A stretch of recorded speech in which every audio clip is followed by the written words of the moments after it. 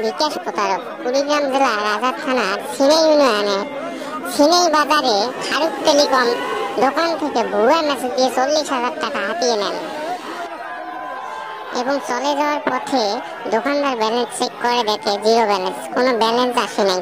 তারপর সিনাই বাজারের লোকজন তাদের দুজনকে ধরে ফেলে।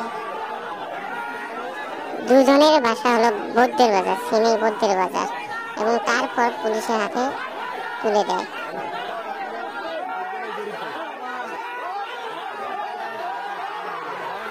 এদেরকে যদি কোথাও দেখেন বিকাশের দোকানে, নগদের দোকানে, এদের থেকে সাবধান থাকবেন।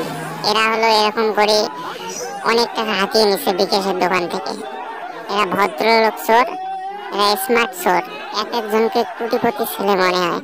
তাই এদের দুজনের থেকে সাবধান থাকবেন দোকানদারেরা। এরা হলো বিকাশ প্রতারক।